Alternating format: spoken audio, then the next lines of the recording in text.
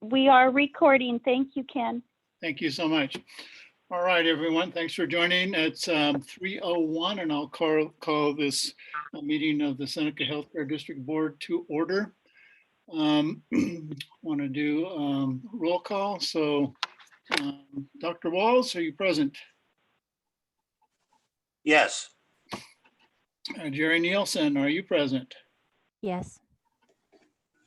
Kristen Montgomery Yes. and Rich Rydell. Yes. All members are present. So I would ask you then to join me in the Pledge of Allegiance. I pledge allegiance to the flag of the United States of America and to the republic for which it stands, one nation, under God, indivisible, with liberty and justice for all. Okay, folks, thank you for that. I have one announcement before we move into the public comment period. We are anticipating that we will try to be as time certain as possible for our closed session, trying to start that at 4 o'clock so we don't waste people's time too much here. So if you're speaking at the closed session, you may want to rejoin us just a little bit before 4 o'clock. Welcome to stay. Don't have to though. Okay. That takes us to the public comment period. One thing I would advise you is if you want to make a public comment, please raise your hand in the hand raising feature on Zoom here. And you do have 3 minutes to make a comment about anything on the agenda. So we are open for public comment at this time. How do you do the hand? Hey, you did it. Hi, Marina. Hi there, guys. David Walls, I believe that's Dr. Walls. I know of you. And Ken and Jerry, I know you. I'm Marina, and I'm just here as a public citizen of Chester. And I have some inner workings with a lot of the population that come to you, but I'm here basically as a citizen and wanting to forward concerns with a lack of providers. And currently it seems like we're overwhelming other medical facilities and they're not able to meet the need. And we have a lot of people like myself and my daughter who are not receiving any medical care. And I know there's been a lot of transitions with Seneca, and I just wanted to know what those plans might look like. And also in hiring decisions, I know as a citizen, I would really appreciate someone who would stay around, but also someone who understands some of the dynamics of our population here. I get a lot of feedback, and in my interactions with people, it doesn't seem like a very welcoming environment at times. And a lot of those who live impoverishedly in our communities are feeling very alienated and not willing to enter the doors.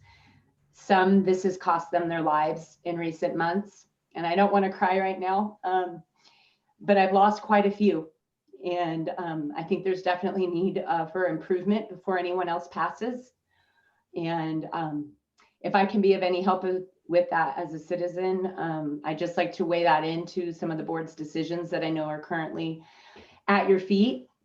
And I respect all of you greatly and have a lot of admiration for Seneca Health and a lot of the things we accomplished during Campfire and other things. So I have faith that things can improve, but right now as a citizen of our community, I think we're all really scared. And if you need anything from me, I'm here. But I'd really like to get medical care for me and my daughter. And I'd like to stay local to do that because we're now pretty much exempt from going to other places. So please hear our need. And thank you. Thank you, Marina. Board members, care to respond? Well, I would like to say one thing, Ken. We do have another mid-level that is coming, and she will be on board. I'm not sure when. We could talk to Steve about that. Also, I think that Dr. Cooper is accepting new patients. And I know that on a limited basis, I've been accepting new patients.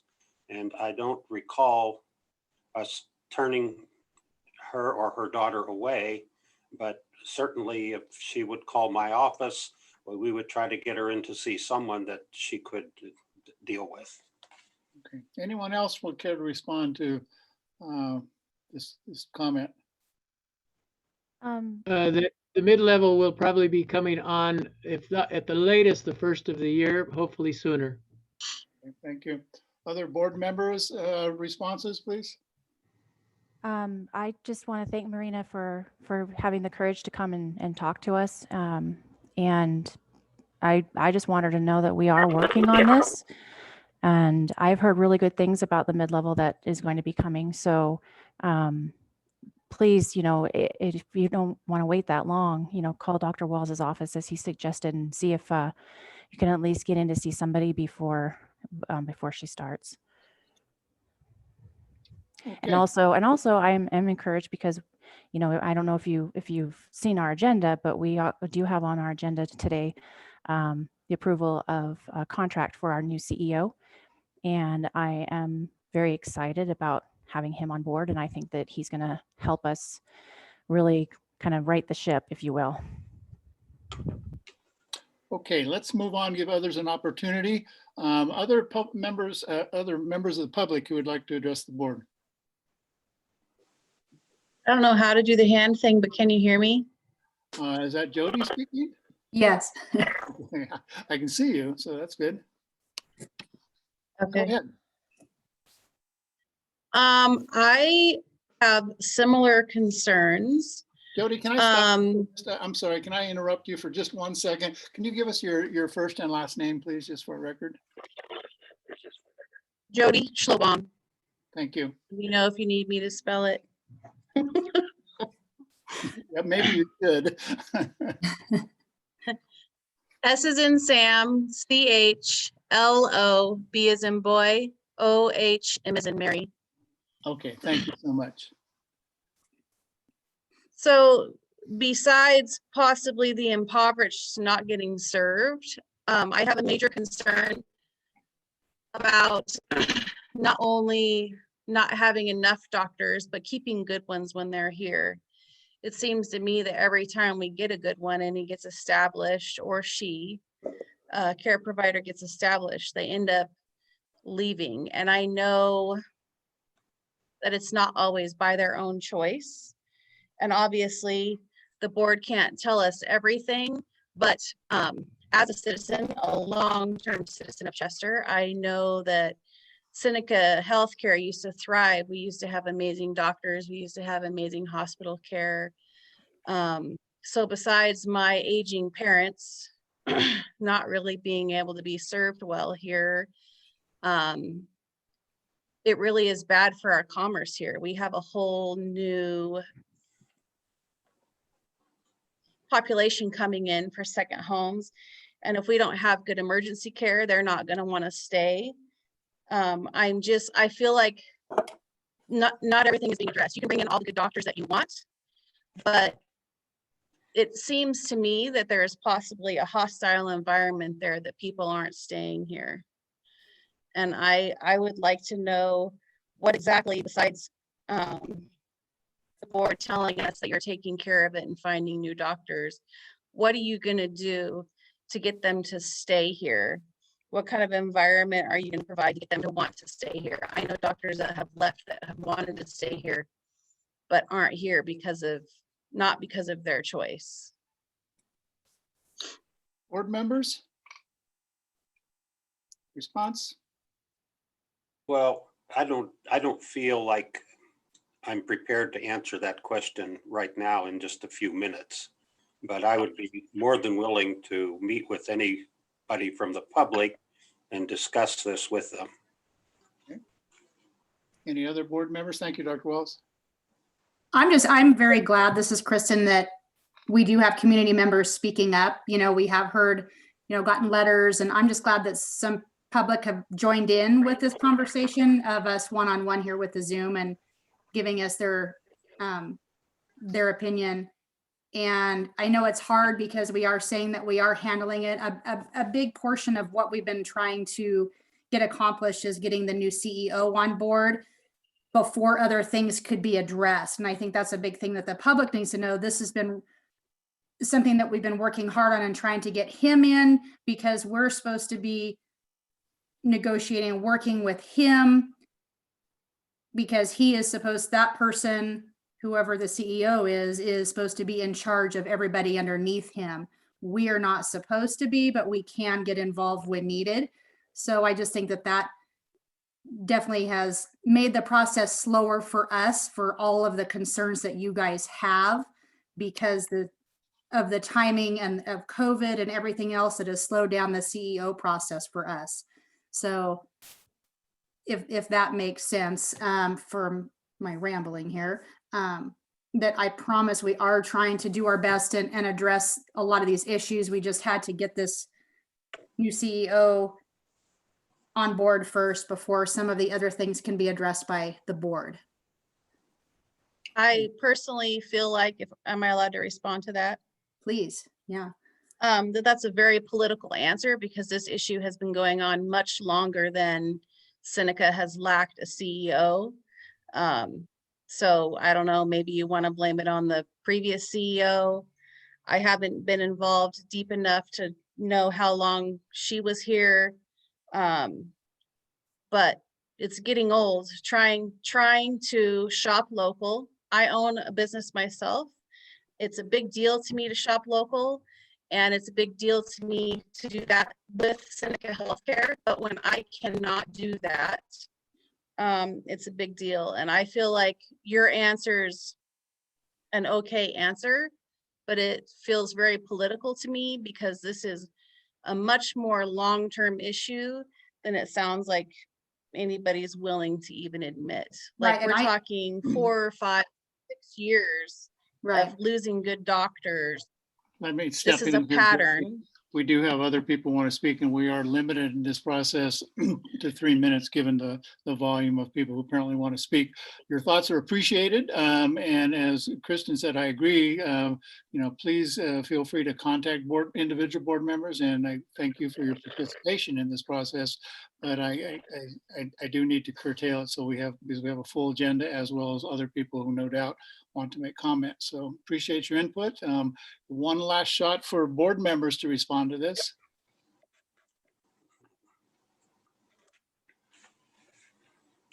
All right, thank you. Other members of the public who'd like to make a comment?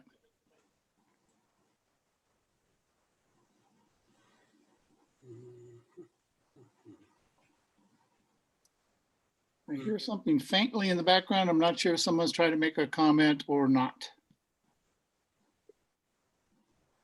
Okay, I would ask one thing of all participants, that if you would please mute your microphones when you're not speaking, so we don't get some reverberation sound in this. So it's very helpful if you do that. I'm going to scroll through my camera here. Has anyone else wanted to make a comment? Now's your opportunity. All right. That said, then we'll move on our agenda. This is the approval of the board minutes from September 24th, our regular meeting then, and our October 15th special meeting. Board members, hopefully you've had a chance to review the minutes from both of those dates and can speak to any necessary changes. If not, would you make a motion to approve both of those minutes from October 15th and September 24th? So moved. This is Jerry. Jerry. A second. Dr. Walls. Okay. Rich Rydell, how's your vote? Aye. Aye. Kristen, your vote? Aye. Dr. Walls? Aye. Sorry. Rich? Oh, you don't want me to vote twice, do you? Oh, no, I guess I don't. Thank you for that. Jerry? Aye.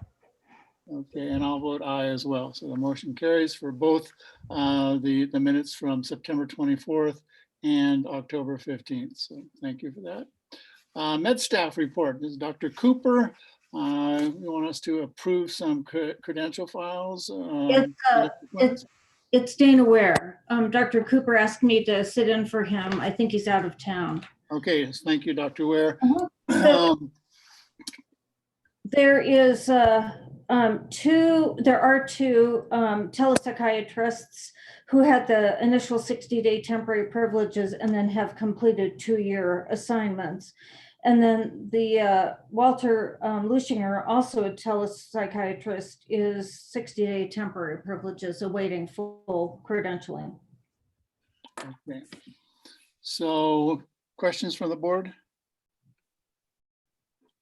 No. No questions? So I'd look for a motion to approve these initial So moved. appointments. Who is that? Was that Rich? Rich. Yeah. Okay. I'll second. This is Kristen, Kristen. second. Okay. Jerry Nielsen, your vote? Aye. Dr. Walls, your vote? Aye. Okay. Kristen, your vote? Aye. Rich, your vote? Aye. And I'll vote aye as well. That takes us to policies and procedures. Dr. Ware, will you speak to those also?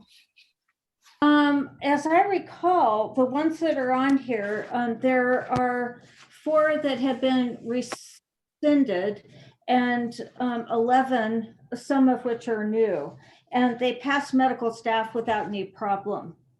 Okay, thank you for that. Board members, questions for Dr. Ware related to these policies and procedures? Ken, I just want to point one thing out.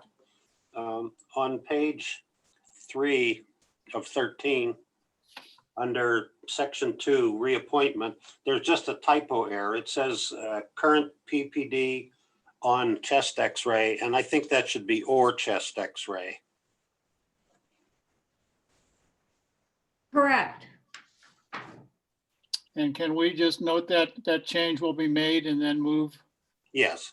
forward? Okay.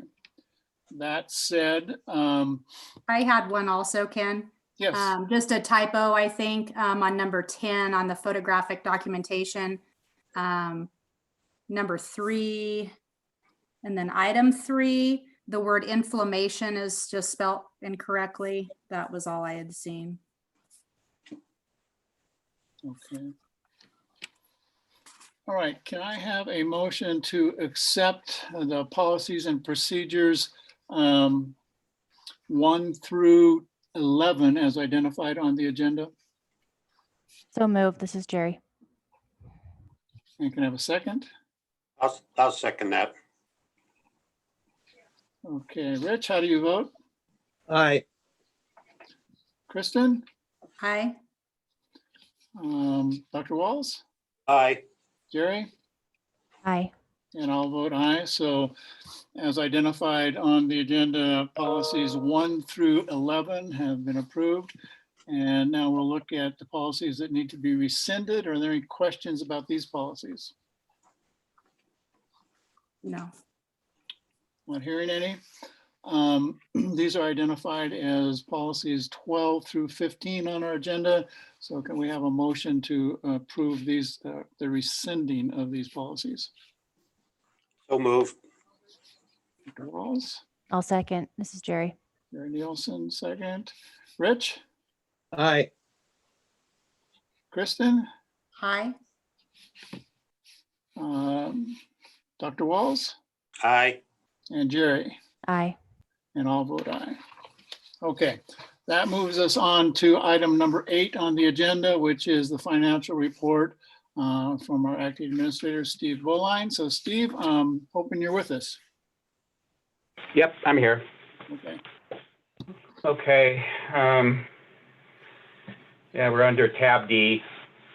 So for the month of September 2020, third month of our fiscal year, we did report net income of $531,000 versus a budgeted net income of $336,000. The profit for the month was mainly due to the receipt of our Prime grant payment of $810,000. But our budget variance, positive budget variance, was due to a positive variance in patient revenue and almost entirely in outpatient revenue, which is a very good sign for us that we're starting to see our outpatient revenue come back. We also saw as many patients in the month of September through the clinic as we did in the month of August, so that's a good thing. Into October, we're seeing a little less revenue than the month of September, which is consistent with our historical trend, but we will look to be slightly above budget as well. Our adjustments to revenue also had a positive variance. The percentage of net revenue, net patient revenue to gross was 58.8 versus 56.9. Our expenses were under in total. There were a couple areas that were over professional fees and under labor expense for a net positive variance of $33,000.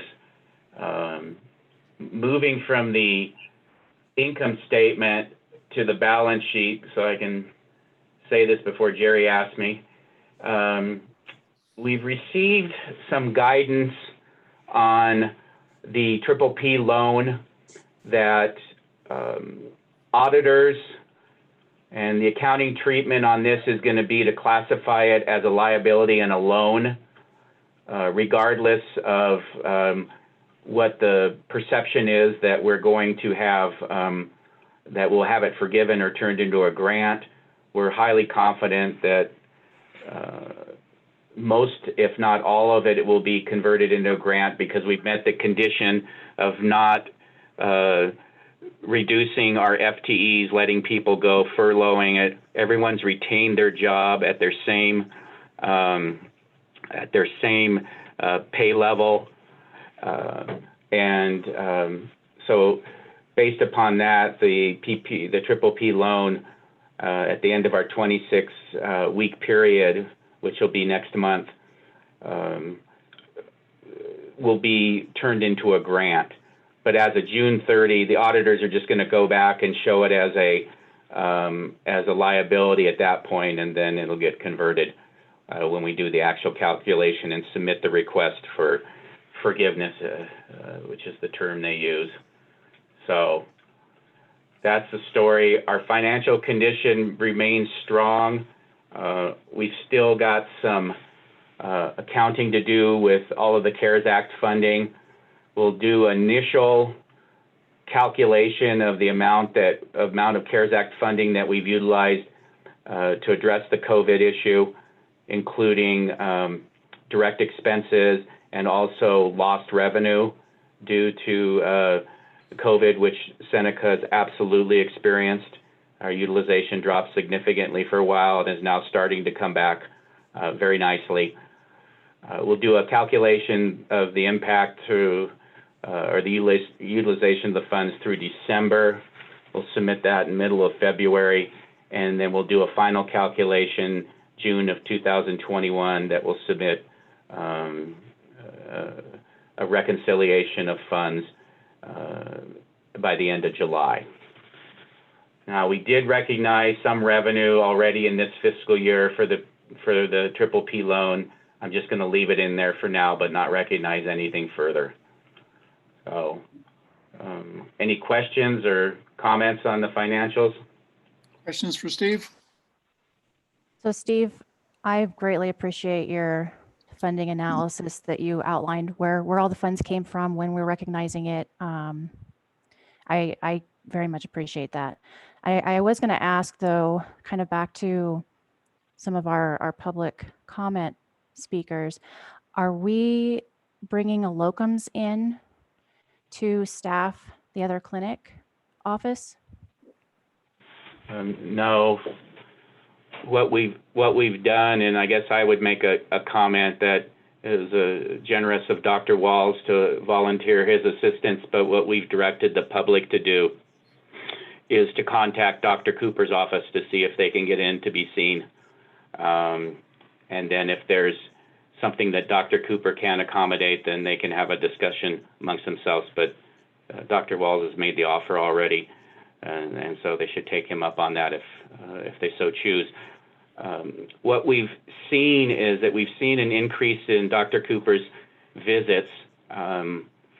He was down around 10 a day and then has seen some increase, starting to see 13 to 15 a day. Yesterday, he saw 17. We've placed 2 full-time medical assistants in his office along with the receptionist. One of the medical assistants is a new employee, but has experience, and then the other one is a new medical assistant. So there will be some learning curve, both with understanding Seneca for the one, and then understanding the medical assistant's function. But that was the big issue for Dr. Cooper, was that to not have consistent staff so that he could see, like he did yesterday, 17 patients, and we think potentially up to 20 patients. Okay, Jim so Koyman mentioned this individual, the physician's assistant, will be here. It's not a replacement, if you will, of the previous staffing we had there. She's going to be 3 days a week, we think 10 hours a day, and she will be doing some primary care. She'll, by saying she obviously is a female, and that was one of the things that we heard from the public, that their challenges of being able to be seen by a female, and then we acknowledge that, and we hope that addresses this issue. But the physician's assistant will do primary care, but we're looking to see how the medical staff could utilize her, because she worked for multiple years for a cardiologist in Monterey County, and so has a background of working with geriatric patients. So that's a real plus for Seneca, and we have high hopes for the ability of that to expand the services we can offer to the patients, and potentially enhance the opportunity to maybe connect with a cardiologist to provide some direct support to Seneca. But that's all kind of what we see. We certainly haven't made any steps towards that. So that's what we have there. Thank you for that, Steve. But in the meantime, we think we have enough capacity with our current providers. Well, we think that Dr. Cooper has some additional capacity, and there still is the walk-in clinic that's available. It doesn't meet everyone's needs, but it is available. Okay, thank you. Thank you, Steve. This is Jim. I'd kind of like to further that and let everyone know that this person is going to be not a contract, not a locum. It's going to be an employee of Seneca Healthcare District. Her husband is gainfully employed in Susanville as a highway patrol, is at the highway patrol. They are moving to Chester. They are buying a home in Chester. We hope she will be here for a very long time. Okay, Great. thank you for that information. Can I have a motion to accept the financial report for September 2020? So moved. This is Jerry. Have a second? Second. Rich? Okay, Dr. Walls? Aye. Okay, Kristen? Aye. Okay, Jerry? Aye. And I'm sorry, and Rich? Rich, aye, okay. And I'll vote aye as well. All right. Steve, you're still on the hook with the HRG contract renewal. Item 9 on the agenda. Tab E. Yeah, just a second here. There we go. Sorry. Okay, so we've been talking about this for a little bit, that we're just on a month-to-month with HRG right now, and their contract expired this past March, April, and we've been negotiating multiple things into this, and one of which is the incentive and disincentive, or penalty and reward for their performance, and we have that in the contract. We're very comfortable with it. It could lead up to a 20% penalty to them if they don't meet all their measures. And likewise, if they make all their measures, it could be a 20% incentive. So the other thing is that they are going to provide a new clearinghouse scrubber system, the way that our claims go out and get reviewed before they get sent on to various payers, third-party payers.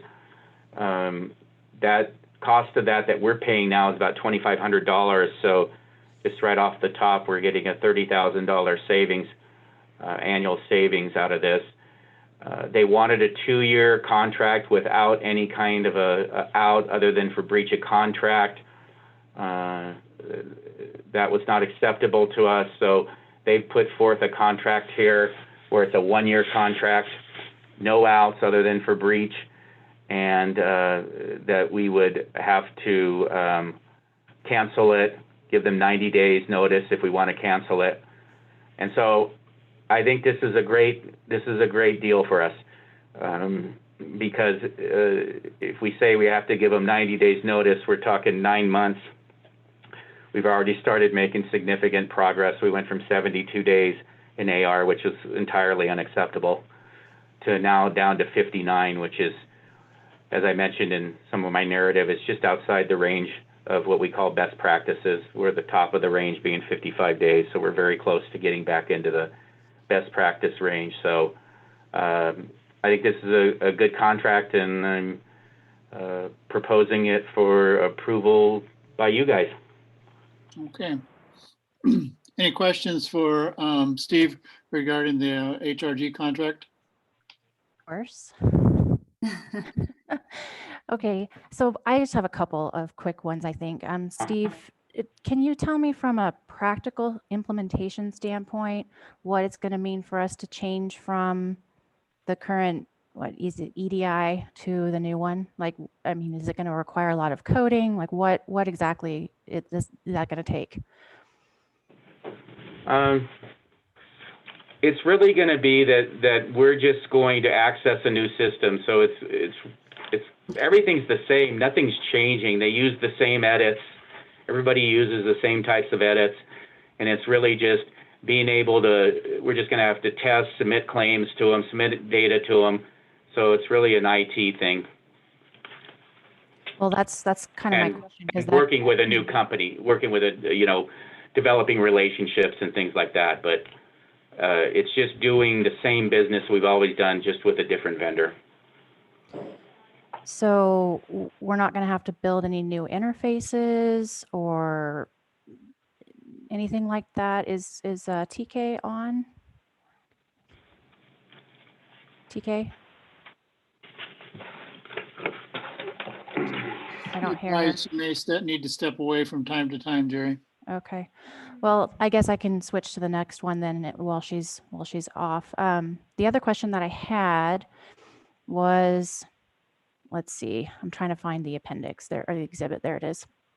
So it's written the same in the contract too, but under the level 2 penalty, it says 2% reduction in invoice penalty for each category that is over target by greater than 1% or 1 AR days and unbilled meets target. And I don't think I understand what that says. Where exactly are you at? I'm on Exhibit A under the level 2 penalty. To the very last page. Yeah, I had to read it about a few times myself. That makes me feel a little better. No, it's very clumsy writing. What it's saying is that, so the thing that determines whether or not it's a 1% or 2% penalty is whether or not the unbilled days meets the target. And this is like Seneca's performance measure. So they do a calculation of the amount of claims that we're sitting on that haven't been sent on to HRG for billing. And so it's just there's nothing they can do to collect that money. So if we don't meet that unbilled target, then it takes it into a 1% category. So it's saying a 2% reduction in invoice penalty for each category that is over target by greater than 1% or 1 hour a day, and unbilled, unbilled is meets target. I don't know. An unbilled meets target. So it's just, like I said, it's just too many words in there. Okay, but what they're saying is it means what we want it to mean. Yeah, it says what, it ultimately says what we wanted to say. I can have them clean that up before we sign it, just so it says exactly. But I had to read that a couple times too. Steve, with that said, would we move to approve the contract, or do you want to hold off on that? No, everything in here, the substance is there. So I'll just we can just approve it, and I'll clean up some of the language. If you want to note specific items, that's fine. If not, I'll just what you guys have told me. It doesn't change the fact that that 2% penalty would be, if we meet the unbilled target, then the 2% penalty would be in play. Okay. I still on the board. Still hoping to hear from TK about possible interface. TK, have you rejoined us here? Can we table it till she's back and take the vote on this after? Would that be okay? That's fine. Good idea. Thank you. We'll table item 9 for a few moments. Steve, want to move on to the Collins land purchase? Okay, great. So this one, we finally think we've got it as far as we're going to get it. What I've sent you is the current version of the contract that we received back from Neil Fisher at Collins, and this is the version that they're happy with. What I also sent you guys was, and I did not send you the original agreement, but that was reviewed by the attorney. But I sent the comments from the attorney about the original agreement that we sent to them, and then I sent you some correspondence that myself and Lance Moneth had with the Collins representatives about trying to get some of the issues resolved and what they would put in there. And I think the short of it is, and I'll have Lance talk about it in more detail because he actually was involved in some of the negotiations more than I was, is that this purchase contract that is before you is what we believe to be the best contract that we're going to get out of Collins. The thing to keep in mind is that we're purchasing 10 plus acres adjacent to our existing campus for $85,000. So as the attorney does mention in her analysis of the contract, she does believe that seriously mitigates the risk to Seneca, and therefore that we may not be as aggressive, if you will, in trying to enforce these other parts, maybe to the point to where we can not come to an agreement, which would put us in a situation where we would be then looking at a suitable site to build a potential replacement facility. The other thing is that we have completed the master plan work. It's not, this is what the hospital is going to be. It's just a initial rendering of the footprint and square footage, so we could come up with some cost estimates to coincide with the market study that was done by Wipfli, and our architects, Aspen Street, say that what we've come up with will sit on this 10 acres, which is pretty critical. So before you all ask any questions, I'm just going to turn it over to Lance see if he wants to add anything to that, and then you guys can run some specific questions or concerns by him. Hello, everyone. Hello. Hello. Been a long time. Nice to hear everyone's here. Steve spoke to most of the stuff we've addressed with Seneca. Some of the stuff that he was not part of was the original meeting with Linda Wagner, Paul Harlan, and Terry Collins and myself. And in the very beginning,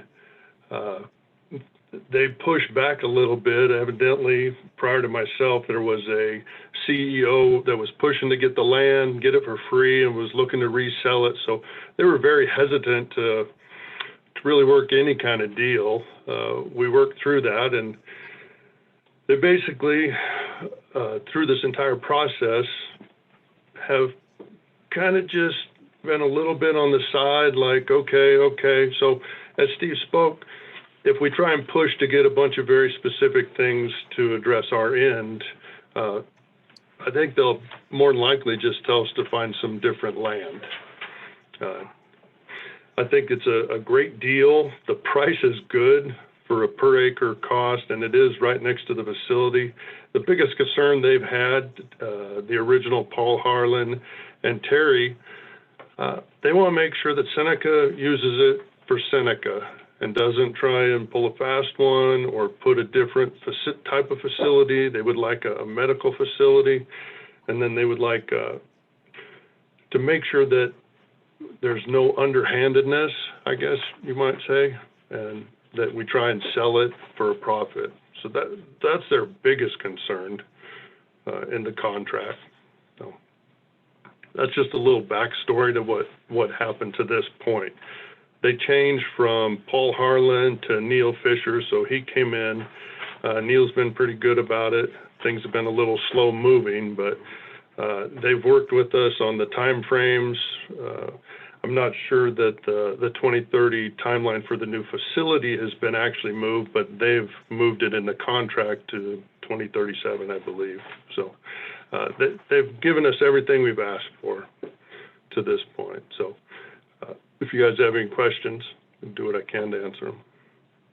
I actually just have a question for, I guess, either you or Steve. I'm assuming that Collins is it sounds like discounted property to me, so which is a good thing. And I'm sure that they perceive that the building of a new facility is in their best interest as well, in terms of having a place for employees and families to go also. Oh yeah, absolutely. It's not really, we had an appraisal done initially, so we'd have like a non-biased number, and it came back. They felt it was a little low, but it's timberland. They value it different than the hospital would value it. But we did get an appraisal back when we originally approached the board. I believe we provided that, and that's what we based our offer on, and that's what they agreed to. But overall pricing for your area, it's about the best deal you're going to get without buying some land out by the airport and moving everything. Okay, well, thank you. Other questions from the board? Well, I was wondering, Ken, if we can talk about some of the issues or possible issues brought up by the attorneys. I'm just looking at the email. I pulled it back up, and I mean, some of this to me sounds worrying. She lists out 7.2, talking about indemnity for hazmat and how expensive that could be if there was any hazmat cleanup. Is there any reason why we might think that could be the case? I don't believe so. We had an original geological study done, and there's nothing evident so far. But the other side, and Steve and I kind of talked to it, if there was some hazmat and cleanup needed to happen, it would kind of be a Seneca's option. At that point, we could decide we don't want to build there. That's you know, true. say you have to do a little bit of cleanup and it's $25,000, make a decision, clean it up, don't. If it's $2.5 million to clean up whatever it is, okay, well, you can have your property back. We're not going to build on it. Okay, yeah, that makes sense. And then my other question is toward the end of her communication where she talked about perpetual easement. And I'm wondering if you could maybe speak to that. They just wanted access to it, and I think we got that out of there. I think there's another email we addressed taking the easement out of it or limiting that. Steve, do you recall? That's right. Do you recall? She's asking about the easement. I thought we took all this section out in the contract. I didn't read the whole contract. If you can point me to approximately where, I just pulled it up, where it might be in the, Yeah, Steve's pulling the contract. I printed the short pages, not the whole contract. sure.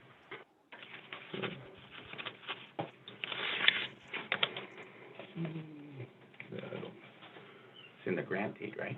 yeah.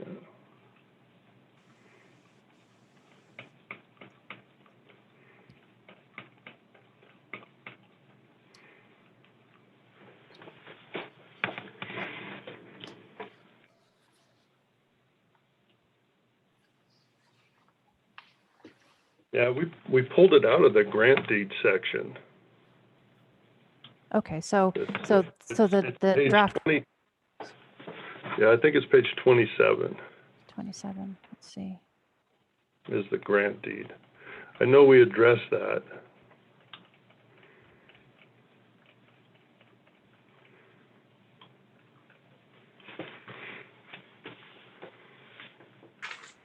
Okay,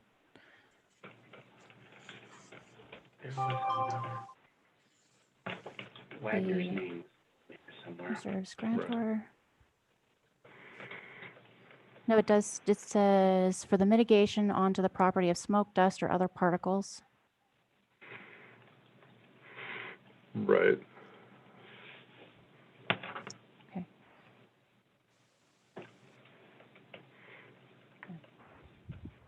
Which section are you at, Jerry? So I'm on page 28. The top part. Thinking about 28. 28, top of 28.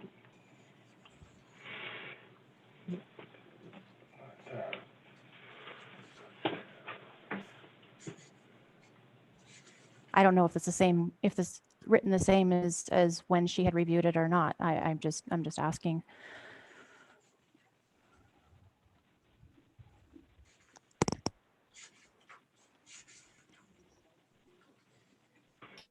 I believe that was discussing their ongoing operation, that we couldn't object to it.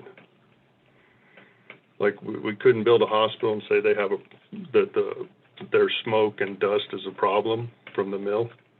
Okay.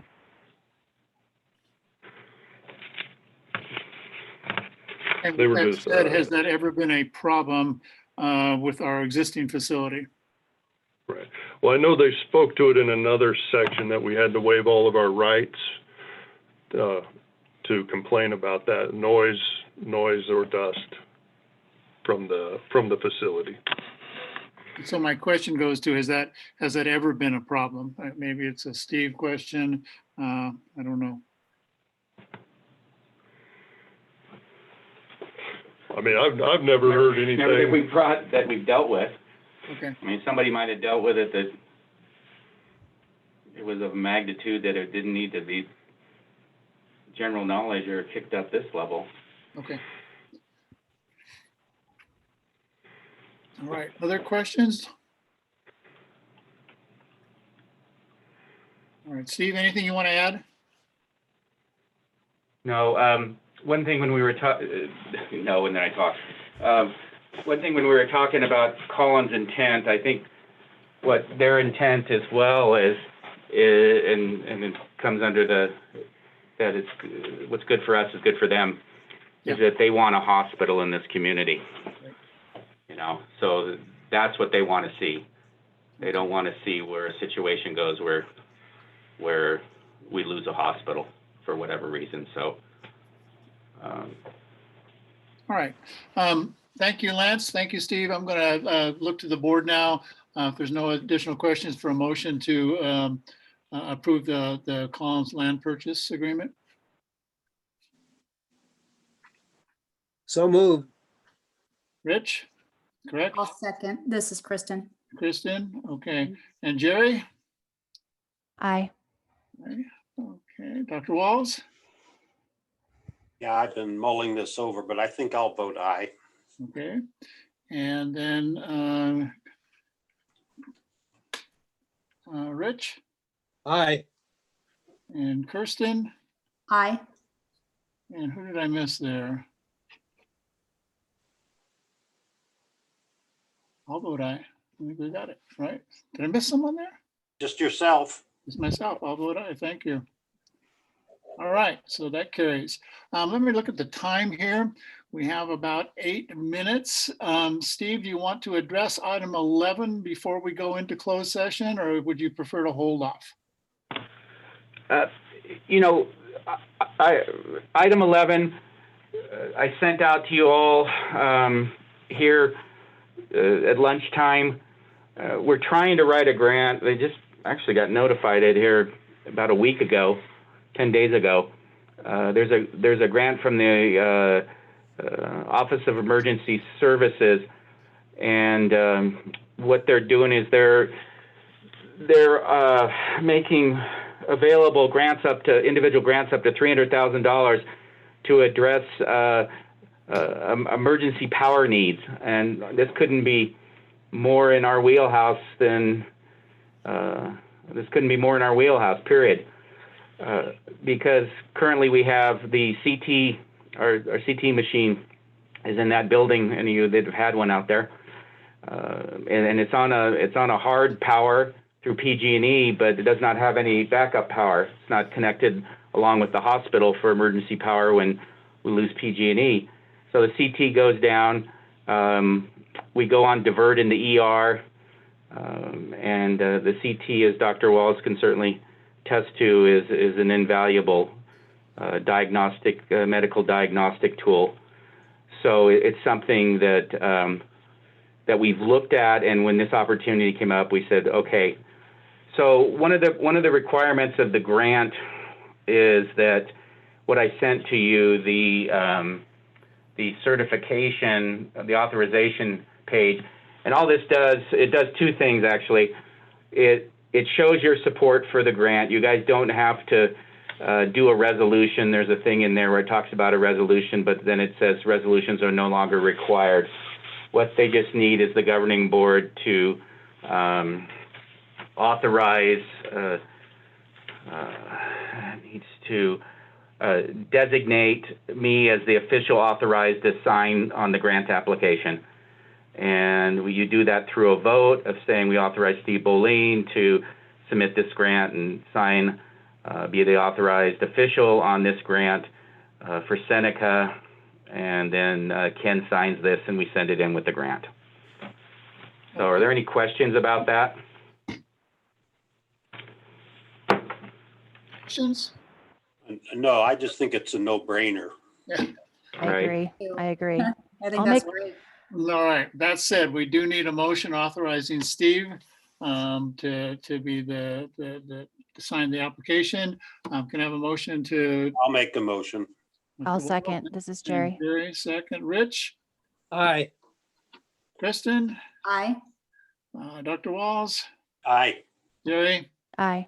and I'll vote aye. So the motion carries. There you go, Steve.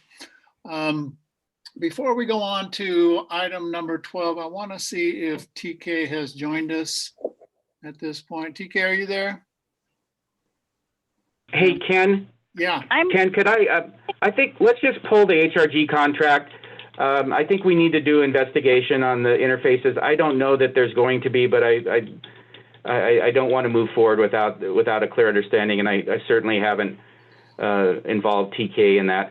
So let's pull it. I'll clean up some of the language, the one section of it, and we'll just bring it back. this is not a big deal. So Okay, so let's we just pull will it out advance and this to our next month's agenda and ask Renee to agendize it for, what is that? November, whatever our date is. The December 3rd, is that our next date? I'll have to look there. Yes. Yeah, okay. So that'll be carried over. Thank you, Steve. I think that's a good idea. Let's take item number 12. TK, did you hear me? Are you there? I'm here. Can you hear me okay? Yeah, I can hear you fine. We're gonna go through item number 12 here, and then I think I'm gonna ask you to break us into our closed session. Okay, and just to advise all of our guests today, when we break to closed session, everybody goes into a waiting room. I bring back the board members one by one, and those that are participating in closed session.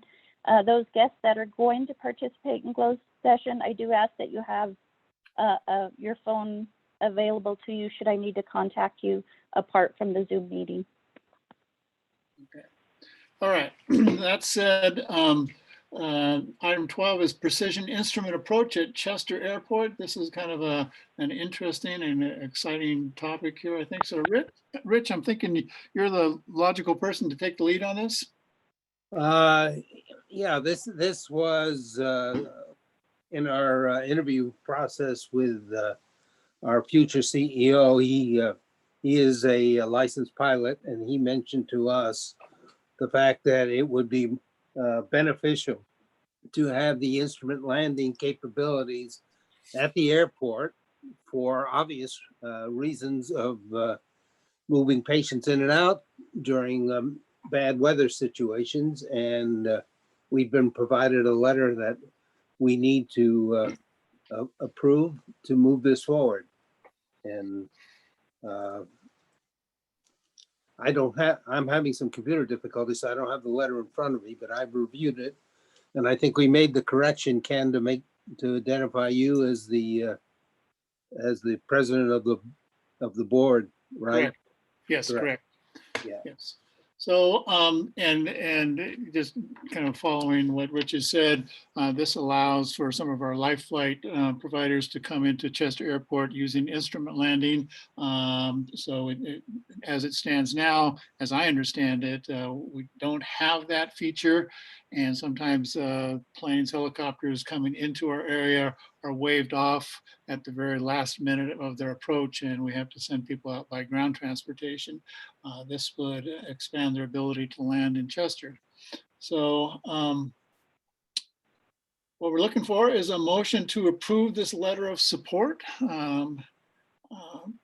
So moved. Okay, so Rich, as expected. Rich, motions, can I have a second? I'll second. This is Jerry. Jerry, okay. Dr. Walls? I just have one question. Sure. Are you sure that air flight ambulances are allowed to land with instrument approach? I think as I understand this, Dr. Walls, maybe Rich can jump in here, is that they are all equipped to do that. We need some stuff done on our end. They do it elsewhere, but they can't do it here because of our airport. Okay. Well, I'm certainly going to vote for it anyway. So I'm an aye. Okay. Kristen? Yeah, aye. Okay. Rich? Yeah, aye. Okay. And Jerry? Aye. And I'll vote aye as well, so that motion carries. Okay, with that said, I would like to move into the closed session. Steve, I'm going to take a couple items that we have people waiting on. I'm going to ask you right now let's go into closed session and we'll decide who we want to bring in then, okay? So Steve, can you stay with us in the closed session for right now? Folks who are with us, we are going to resume after the closed session and go back to our regular open public agenda. Okay. We are live. Okay.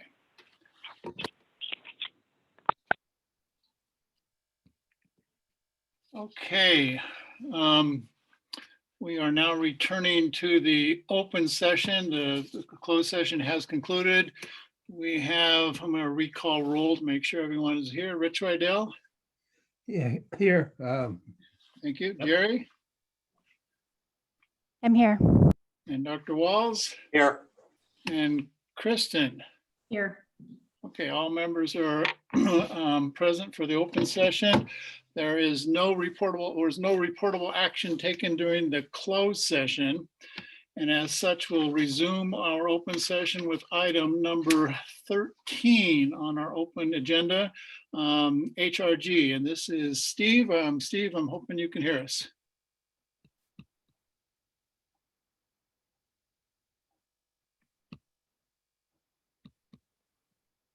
Ken, I don't think you have Steve on the line right now.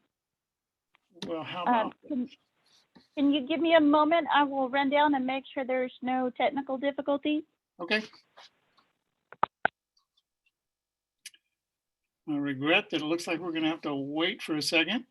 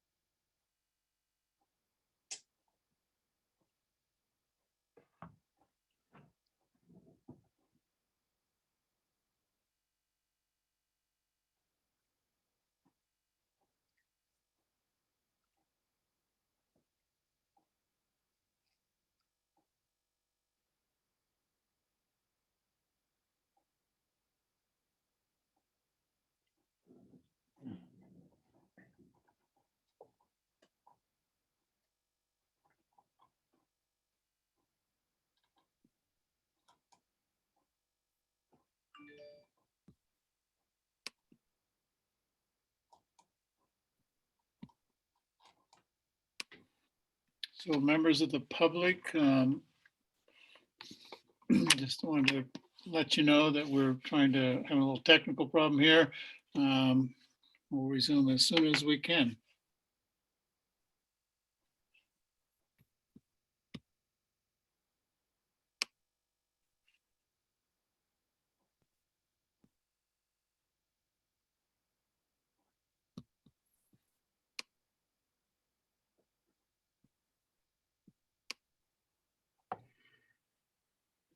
Ken, can I ask a question? This is Jim. Sure. As far as Sean, can we start reaching out to him, or are we still kind of? And we just hold off on that conversation, okay? Very good. Thank you. Yep. Hey, Ken, maybe in the meantime, I can ask Jim. I think we just did a virtual job fair, right? Yes, we did. Maybe we could find out how that went. Yeah, it didn't go great. We had maybe 3 participants that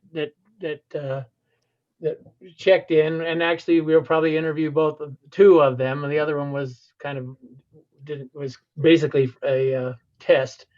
So yeah, we didn't get a lot of participation. The format is great. It's a great idea.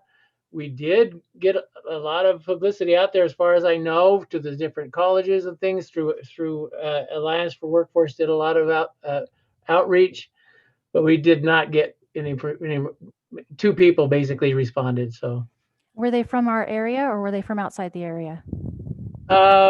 both from our area.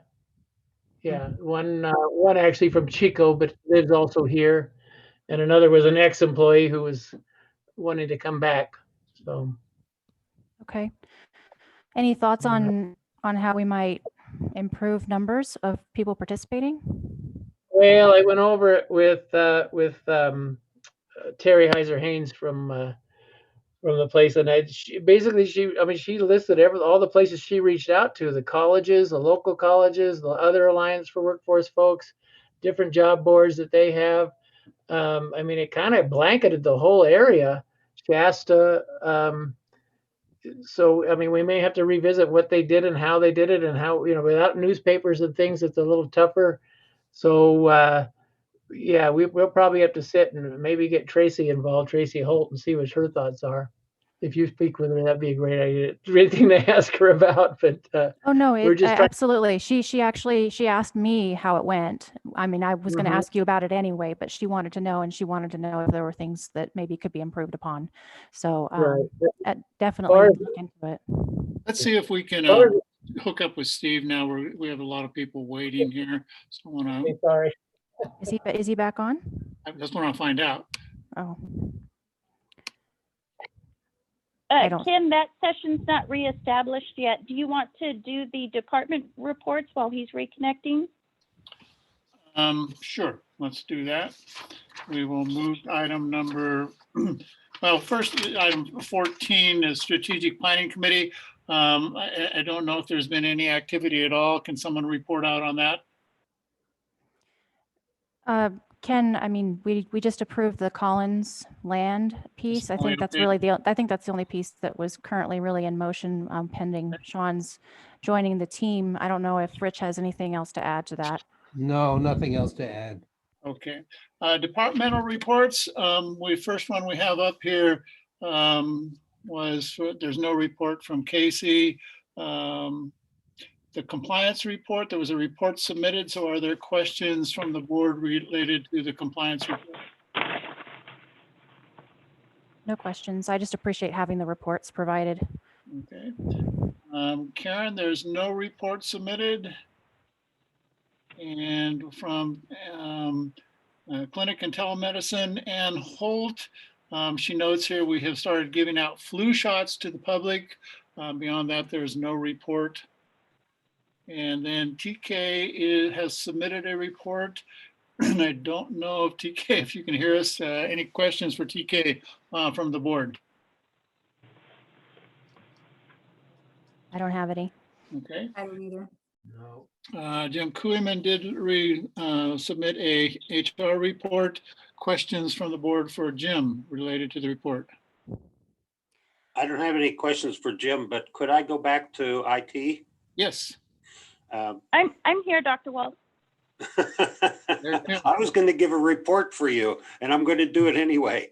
We really need some additional help in the IT department. And I just want to make sure the board is aware that we really do need help. Okay. TK, do you want to chime in on that?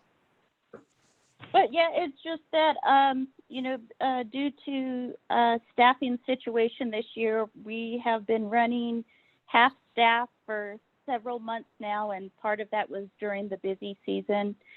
So I do have a proposal that I plan to bring to the board that will help with the staffing solution. In addition to that, it will also help towards the business continuity aspect of things. And so I just wanted to let the board know that I thank you for your patience. It's been a very unusual and trying year to have staffing issues on top of COVID. But we are getting through it. We are pushing through things. You know, our response time is not what I would like for it to be, but the staff has been pretty patient with us. In addition to that, Evident is having its own set of challenges besides COVID and staffing, also because they're continuing to attempt to launch new products in the midst of the hurricanes that they've been hit by. So that just adds an extra layer of obstacles for us this year. But we are continuing to push on, and hopefully next month we will have some proposals before you that will give you insight as to what we're looking at as far as resolutions go. Thank you. And TK has had that proposal ready to go, but we've held off because the new CEO has an IT background, and the proposal that TK has to provide support, additional support, would be a 2-year commitment, and we would not be able to get out of that. So that was a decision I made. And then, of course, she has an employee on FMLA. We did go out and post a position, try and recruit for a position. So it's not that we're just ignoring it. We're doing what we can with what we have, and hopefully that that the new CEO will be able to give this some quick attention and some direction. Okay, thank you for that. That's helpful. So Jim Kooiman did a HR report. Any questions from the board? I hate to ask this, but do we have an issue? We lost, Why we got so many? you're right, yeah. Well, we've been having a heck of a time because of not only folks with childcare, but now the schools, they're off, they're on. When they did come back on, it was only half time. We actually lost 2 of these folks on this list strictly because they couldn't arrange the proper childcare. We had to work with a lot of others that are still here, thank goodness, but we've had to flex their schedules. We had to move people around. And it's been a little frustrating for some of the physicians because it's mostly here in the clinic. But yeah, out of this list, 2 of them just flat out couldn't make it work and had to quit. Okay, So this has been a factor for all of us. that's A lot very of COVID unfortunate. concerns. Many COVID concerns playing out. That's Right. okay. So from laboratory, Dave Monday submitted a report. Any questions, concerns there? Comments? I did just have a quick question as far as sound like we were able to get the reagents. I don't know, is he on the call or not? It looked as though we did get reagents, but I wasn't sure exactly what we were able to test for now. I was a little confused by the beginning and the ending of the report. Steve, do you have any insight into that? I will follow up. So it's what we can test for is not clear. It just seemed like it contraindicated itself, but maybe that was just my interpretation of it. And it said that we were able to get the reagents, that doesn't seem like that's an issue now. I'm just double checking with that. Okay. I may have misinterpreted it, Kristen, but what I thought was that, we have two different machines, one of which we have been able to get enough reagents for. The new one, I think, here, I just pulled it back up.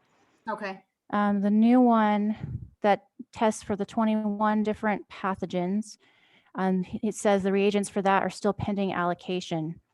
He said the next product availability for shipment was October 22nd and October 29th. So I don't know, maybe if we were lucky, we got it between the time he provided this to us and today.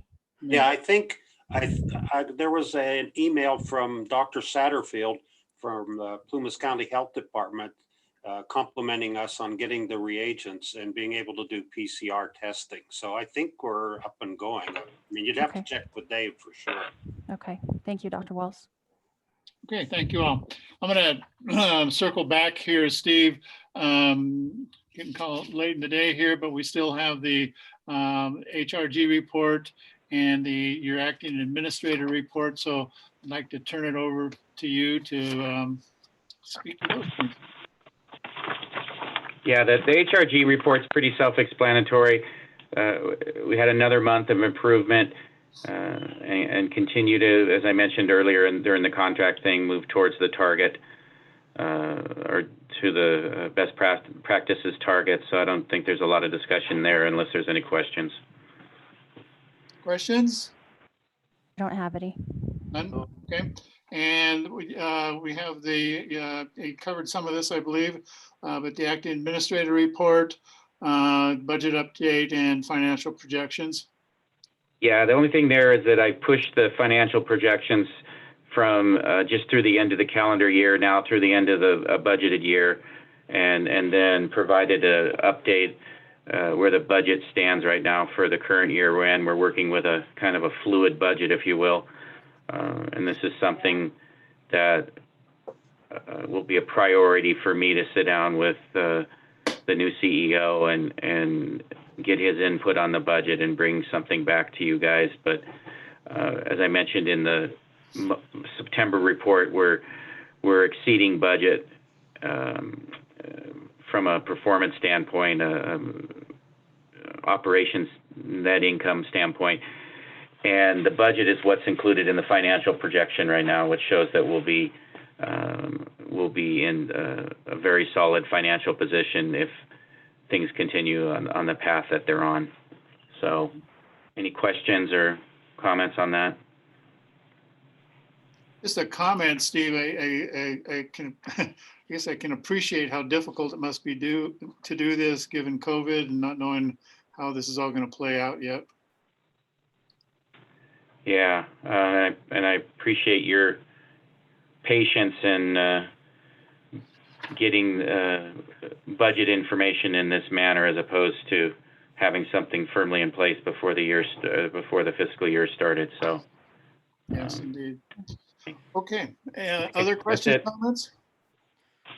I just have a somewhat related comment. I know timing is probably different because of COVID and everything, but are we going to be undergoing our audit soon? Maybe I missed that. yeah, the audit's underway. That's probably a good thing to update.